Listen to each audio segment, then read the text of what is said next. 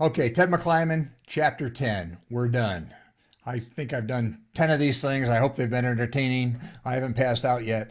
But Chapter 10 is a little more than it's called Now I Get It.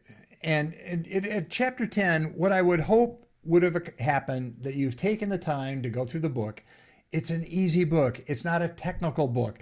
It's got some very, very important exercise for you to go through to help you discover your relationship with money, how you think and feel with money. And in the end, you have this picture of what your temperament is.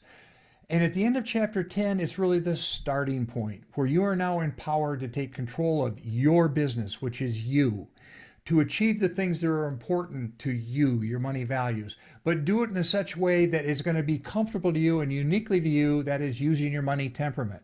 And also processing information the way you like to process information, which is money knowledge, and bring that all together in a grand plan, your money strategy, and then execute that plan in a way that it's going to help you move continually towards your money values, aligned with your money temperament, and I call that money action. This is different. To my knowledge, this is the only book out there right now that is talking about money this way. And I'm on a mission to change the world, and I need some help. I want you to join the movement. Our movement is people before product. Money temperament matters. Helping people understand that money is personal. It's organic. A lot of it is just natural stuff going on inside of us, and we can't prevent it if we tried, nor do you want to. We have a terrible system of financial literacy in this country. The way we teach financial literacy is for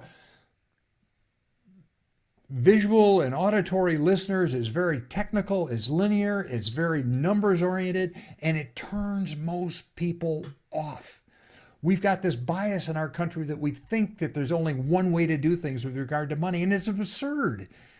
I find it absolutely amazing that we don't let a kid drive a car without a license and a test, but we'll give them a checkbook. We assume that because you're an adult, you're going to figure it out. That if you have money in your checking account and you're spending, that's cool. And everything else will take care of it. Well, that is not the case. We've got trillions of dollars in debt in this country. We've got people that have made abominable decisions with their money and they're paying for it. Bad money decision causes substance abuse issues, emotional problems, domestic problems. It's one of the major causes for domestic and child abuse and the breakup of marriages. We set policies with no concept of money temperament. We have a financial literacy system that assumes that if I just give you a book and show you how to read the book, you're going to figure it out. Well, we don't work that way. It's ironic that we have coaches and accountability folks in every other discipline in our lives that's important to us.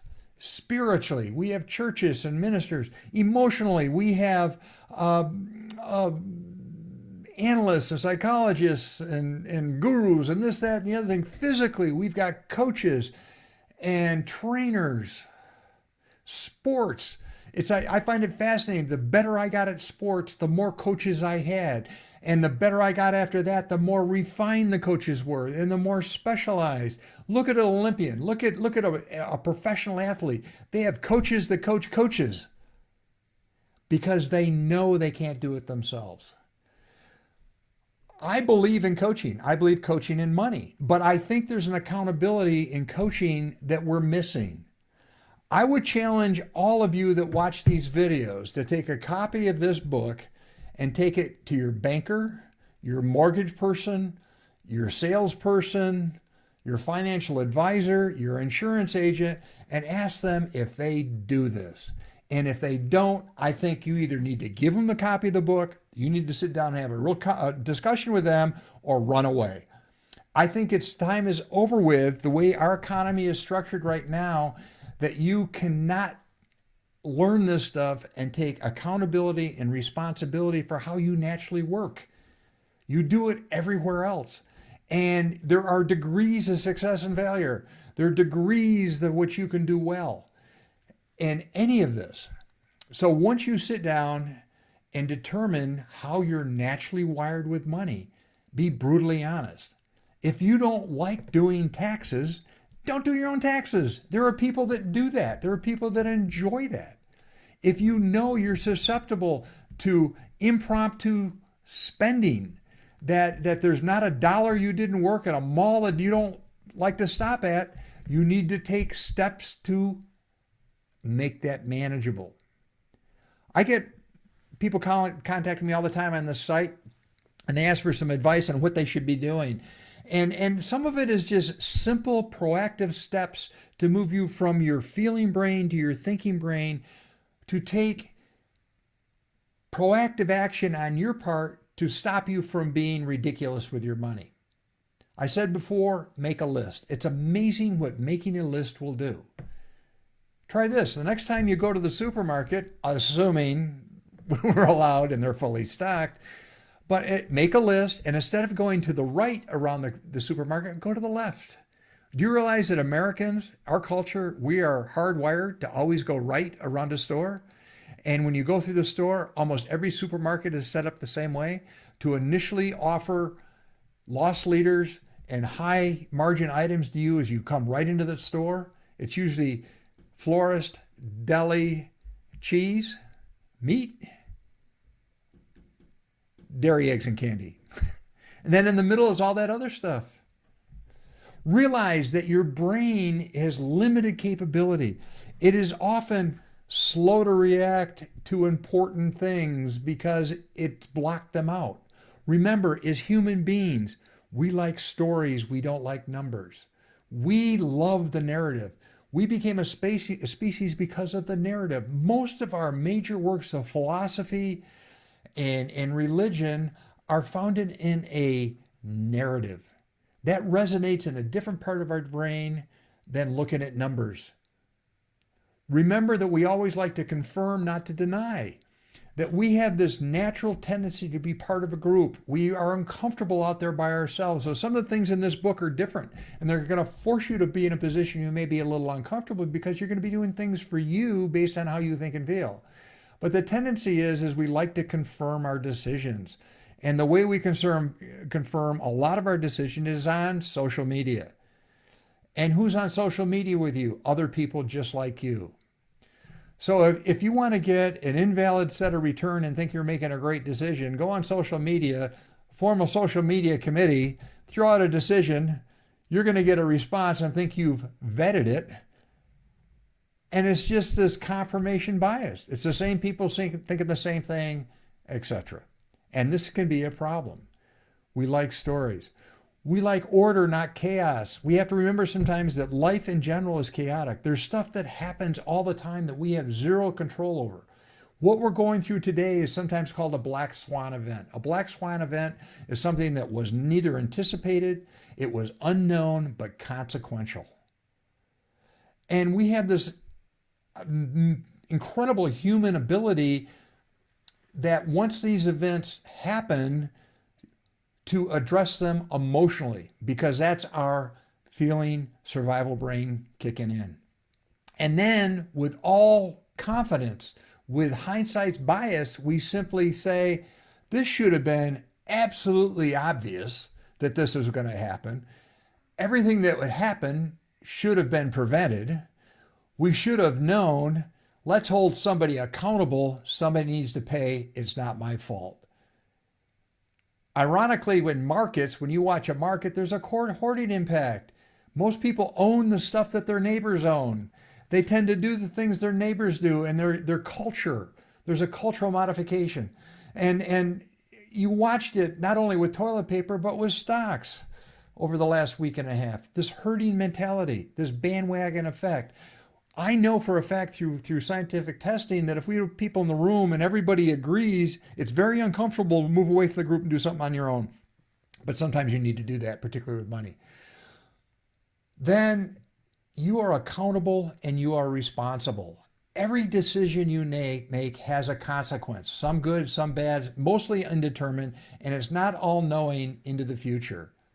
Remember, sometimes you are simply lucky and not brilliant when it comes to money. It amazes me when you're dealing with some quote unquote affluent families in the town you grew up with that the grandchildren are obnoxious, absolutely obnoxious. And they are carrying, the banner or the brand of the family that is the richest family in town, and they had nothing to do with it. And if you go back and look at the family lineage, you realize that the great grandfather was just incredibly lucky that he happened to own a farm that the federal government decided to put an pass on, gave him a lot of money for his farmland, and he was smart enough to put a farmer's market on that intersection, and that grew into fill in the blank. Don't confuse luck and brilliance. We also tend to be overconfident. That's human nature. And we also tend to think we're a lot smarter and better than things than we really are. So what I'm really asking you to do is get a copy of this book. I think the hard copy book is much better than the electronic copy. Electronic copy is good information, but that's kind of a reference you just put out there and don't think about. If you really want to get control of your money, you take this book and you make it yours. You put your name on it. There's room in the back for notes. In that notebook section, you fill in your money values. You identify how you think and feel about money. You start outlining your financial plan. And I suggest you start carrying this thing around with you. Do you realize that just having this book in your car will make you a better spender? Do you realize that having this book in your briefcase will make you a better spender? Do you realize if you take a picture of this thing and put it on your phone and put it on your homepage, you will be a better spender? There are people I've worked with over the years that have read this book and they're just amazed at what it's done to them because it forces them to look at money differently. But it looks different only in the sense that it's looking through money through their eyes, your eyes.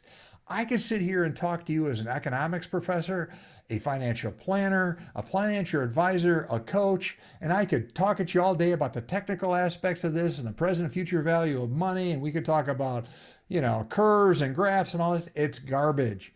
The only thing that matters is what's important about money to you. How do you think and feel about money? How do you prefer to process information? Do you have a strategy? Does that strategy accommodate your temperament and how you process information? And will it get you towards your values? And then finally, what's your plan to make it happen? Join the movement. Get this book to people who need it. Get people into this group because this is what we're talking about. I want this to be the hub of the movement. I want to bring people in who can talk about such things as behavior and money and technical products, and we're forming that team right now. So invite somebody in. Particularly today, we're giving away a copy of the ebook. It's a great start. But if you're serious about what we're talking about here, take the time. So when I ask you, what's your money temperament? You know. And then what are the proactive steps that you've taken to make you a better spender and a steward of your money? And more importantly, give something to your family that it's worth more than anything I can think of, and that's financial security. That's your choice, not mine. Hope you've enjoyed it. Hope you join the group. Buy the book. Get it out there. Join the movement.